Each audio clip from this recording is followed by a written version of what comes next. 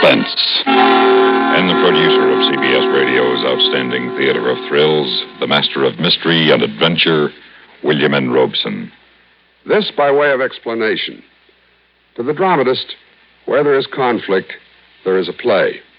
The conflict, the naked emotions, the tragedy which occurs in the psychoanalyst's couch, therefore, is fair game to the playwright. But there cannot be a play without a protagonist and an antagonist. In the play you are about to hear, the antagonist, the bad guy, happens to be the doctor. But let the AMA and the APA note, we do not wish to imply that all psychiatrists are heavies, nor that psychoanalysis is nonsense. Without psychotherapy, a lot of us would be dead, or worse, so sick that death itself would be a welcome surcease. So listen then to Headshrinker, starring Miss Agnes Moorehead. And now, Headshrinker, starring Miss Agnes Moorehead. A tale well calculated to keep you in suspense.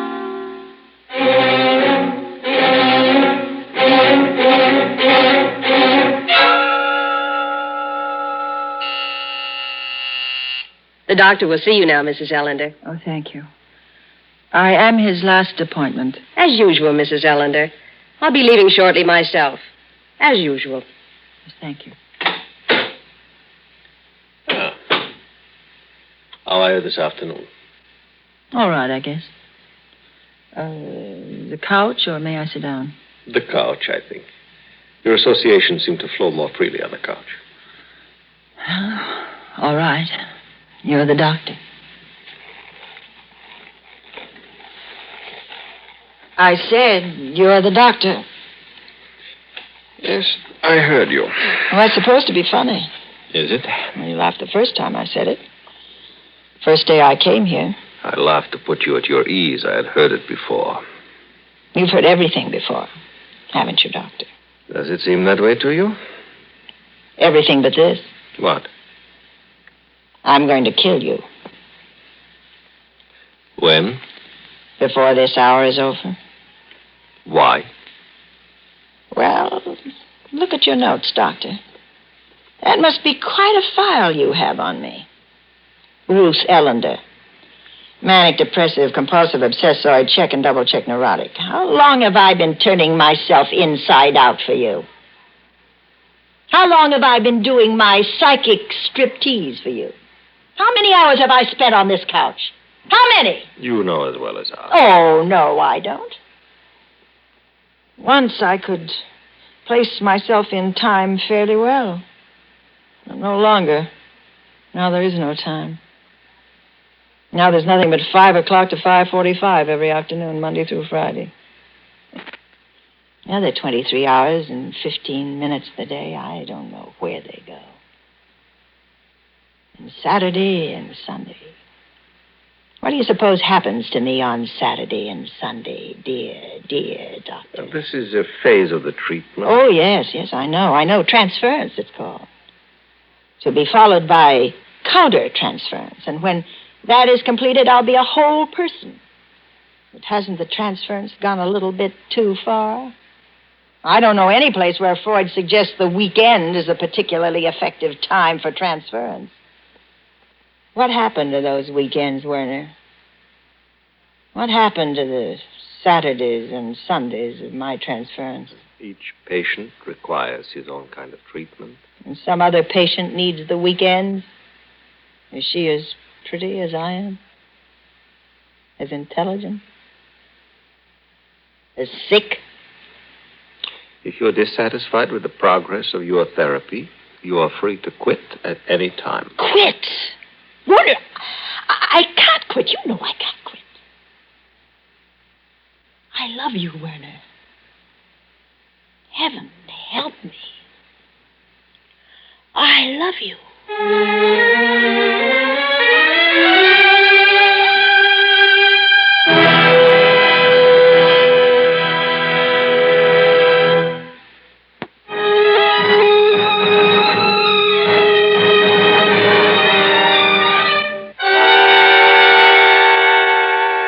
Love. I said I loved you. What is love, Doctor? What is it to you? What is it to me? What is it to me? Always you answer a question with a question. There was a Greek who did that once. Socrates?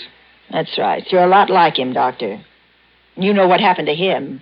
And why? Aren't you projecting? Projecting? I gave up little boys when I stopped being a little girl. You were speaking of love. I was a little girl once. I was Daddy's little girl. I'd run down the walk to meet him in the late afternoon, just screaming, Daddy's home. Daddy's home. And he'd sweep me up in his arms and kiss me, and his cheek would be scratchy against mine, and his mustache would tickle, and he smelled funny, but nice. Sweaty in the sweet, bitter breath of a pipe smoker. The smell of a man. Oh, we had so much fun together. In the evenings, I'd curl up in his lap while he was reading the paper. He never minded a bit. Daddy? Dear Daddy, you know what I'd like to do next Saturday? I'd like to go to the beach with you. Will you take me, Daddy? Will you? We'll go down early in the morning, and we'll stay all day, and we'll have lots and lots of hot dogs. And, oh, no, Daddy. Just you and me. We don't want Mother along. Oh, why did it stop?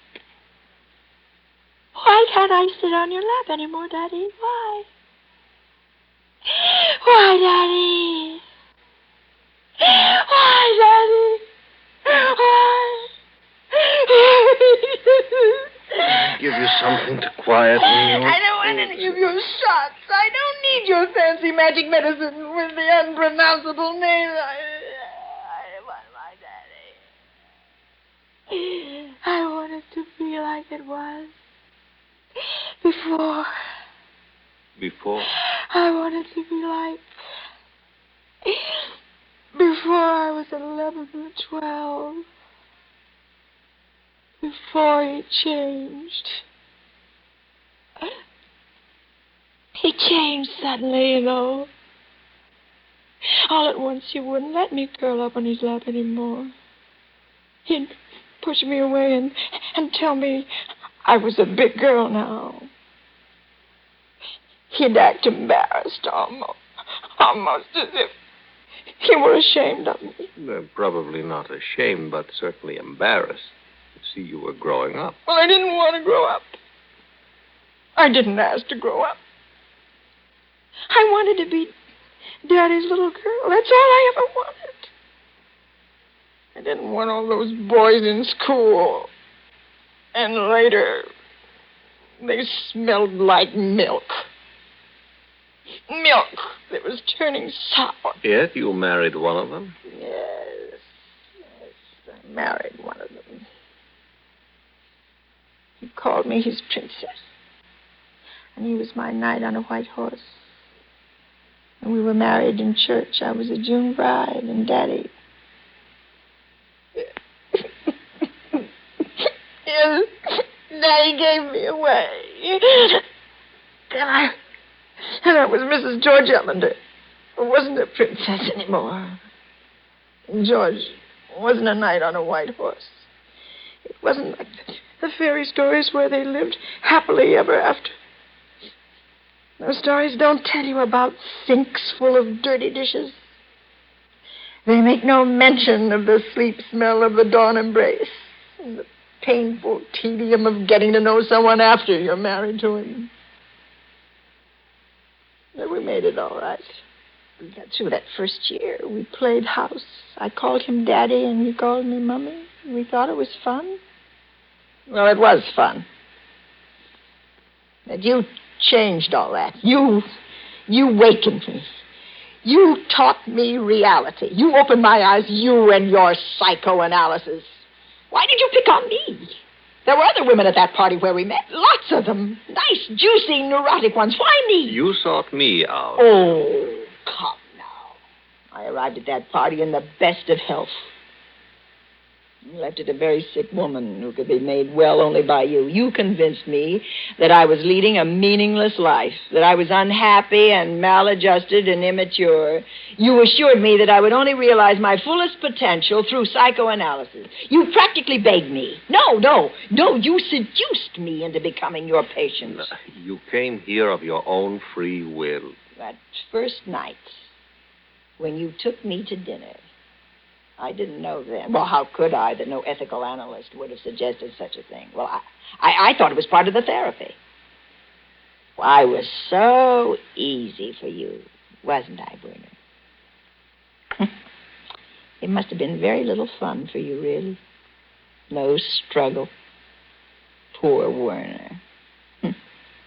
I took away your sense of conquest, didn't I? That I gave you everything else. Everything. Willingly. I loved you, Werner. You were a god. My god. Your pipe, your beard. You were... Daddy? What a contemptible thing to say. What an evil, dirty man you are. You see why it has become impossible for you to continue as my patient. Yes. I told you when I became your lover that I could no longer be your doctor. And you were right. So that's the last time I will ever lie on that couch. From this moment on, I shall no longer be your patient, and you will no longer be my doctor. That's a very mature decision. Yes. Because now I'm going to kill you.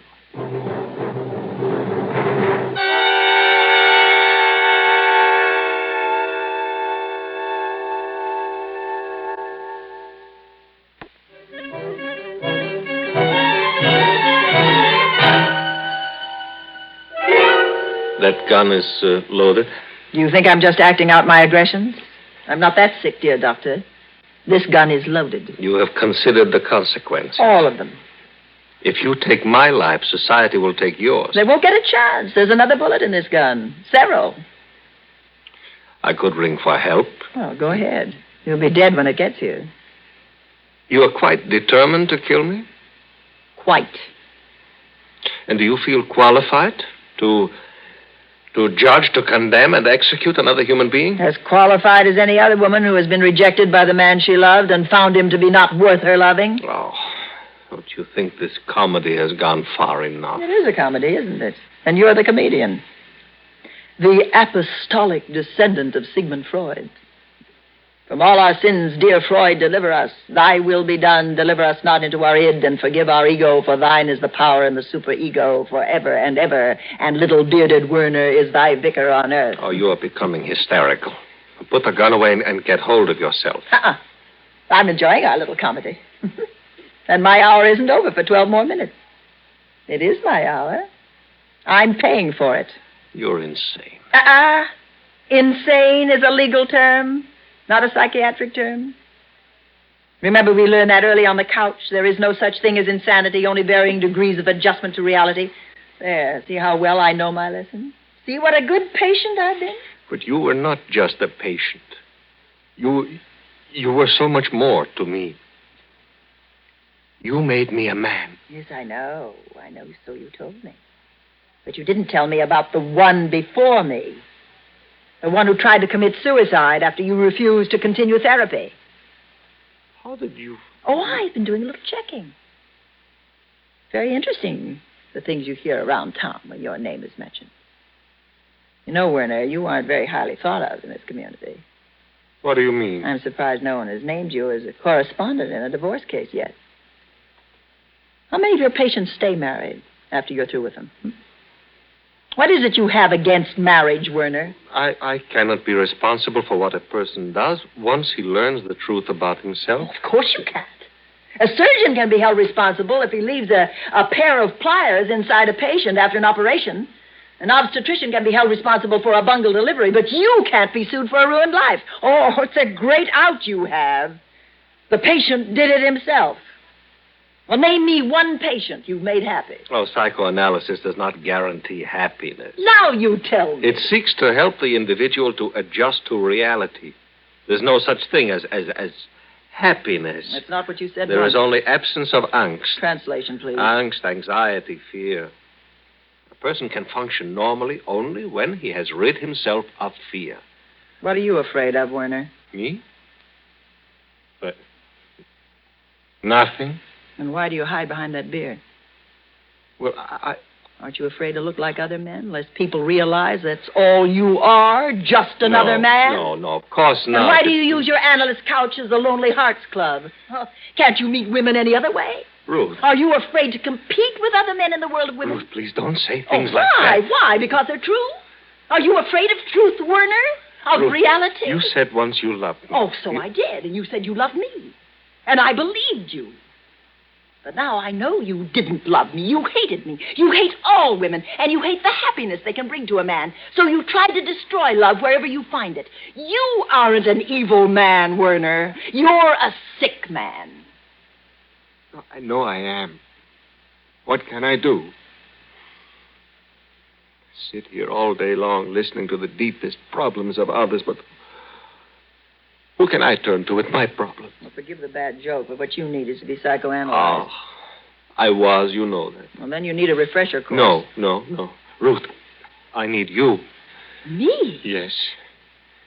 Ruth, you know all about me. You understand me. I need your help, Ruth. Help me. Help me. Oh, no. You must help me, Ruth.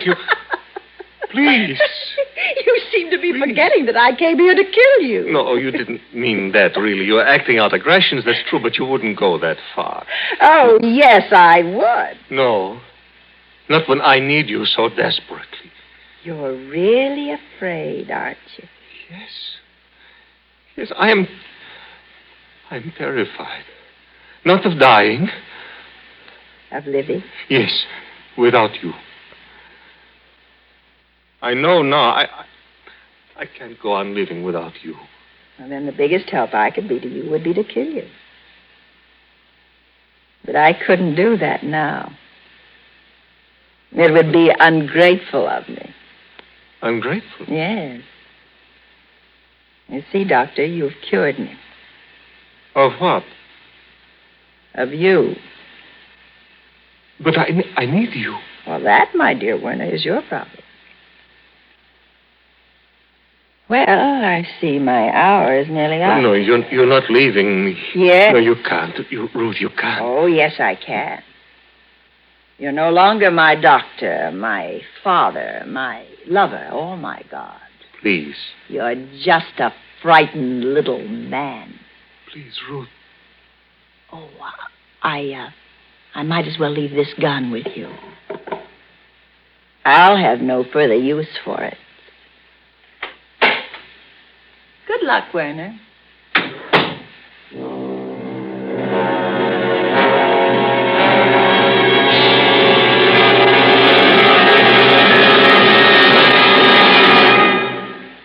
Suspense, in which Miss Agnes Moorehead starred in Headshrinker, written, produced, and directed by William N. Robeson. Supporting Agnes Moorehead in tonight's story were Lawrence Dobkin and Paddy Gallagher. Listen. Listen again next week when we return with another tale well calculated to keep you in suspense.